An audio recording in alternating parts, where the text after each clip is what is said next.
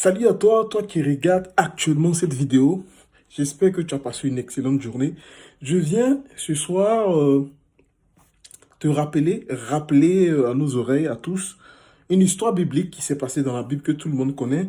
C'est l'histoire de Joseph plutôt, et Madame Potiphar. L'histoire, on la connaît, Madame Potiphar a voulu coucher Joseph, et dans l'histoire, généralement, c'est elle qui se prend tous les cailloux, c'est elle qui se fait lapider. Mais pendant que je méditais dans le livre de la jeunesse, pendant que je méditais l'histoire, l'Esprit de Dieu a attiré mon attention sur quelque chose. L'Esprit de Dieu a attiré mon attention sur quelque chose. C'est pourquoi je t'ai dit, ne quitte pas cette vidéo sans avoir écouté jusqu'à la fin. Le message est très très important. Joseph est donc vendu par ses frères. Il arrive en Égypte en tant qu'esclave. Il est racheté par Potiphar. La Bible dit que Joseph habita dans la maison de Potiphar. Joseph, écoutez bien, il habite dans la maison, mais il n'est pas encore établi sur la maison. Et quand vous lisez à partir du verset 4 de Genèse 39, la Bible dit Joseph trouva grâce aux yeux de Potiphar qui l'employa.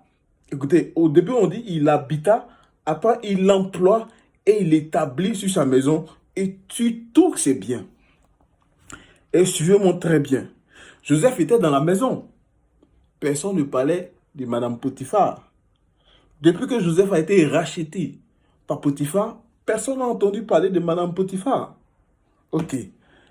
Quand Joseph est employé par Potiphar et qu'il arrive dans la maison de Monsieur Potiphar, écoutez bien, verset 6 du chapitre 39, il abandonna aux mains de Joseph tout ce qui appartenait et il n'avait avec lui d'autres soins de prendre que sa nourriture. Oh! C'est là que l'Esprit de Dieu a attiré mon attention. Oh! Joseph était beau de taille et beau de figure.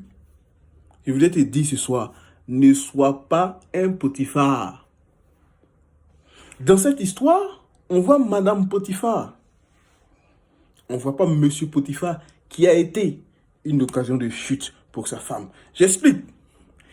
Quelle est cette femme, quel est cet homme qui fait rentrer dans sa maison quelqu'un qui peut être potentiellement une source de chute, une pierre d'achoppement pour son mari ou pour son prochain.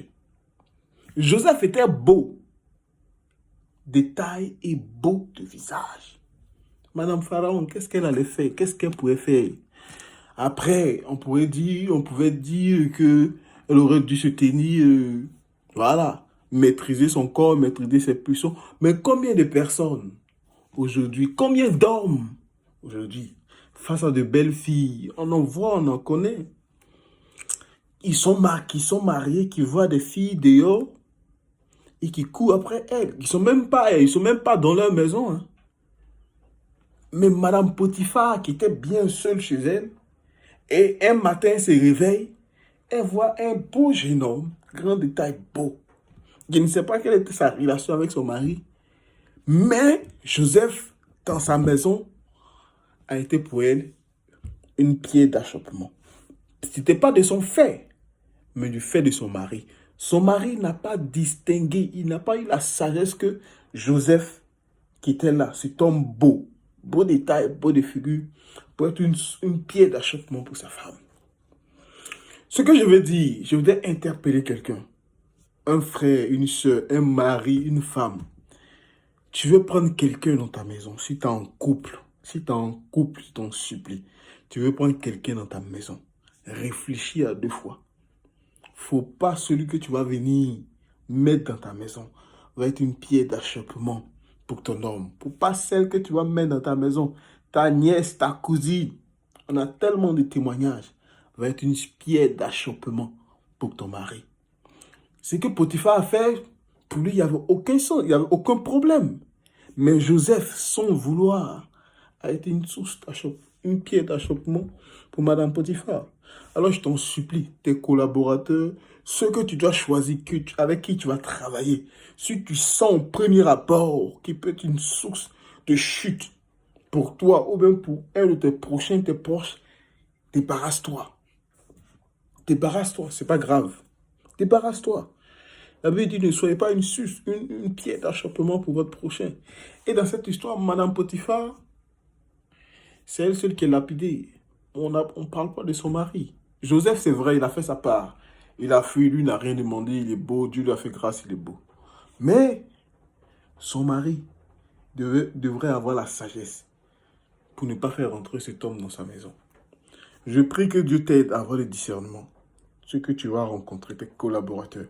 Si tu sens que cette femme, ce monsieur, peut être une source d'achoppement, une pierre d'achoppement, quelqu'un qui peut te faire tomber, débarrasse-toi. Ce n'est pas une question de mon frère, c'est ma soeur, rien de tout ça. Parce que la fin est toujours tragique. Que Dieu te bénisse. Amen.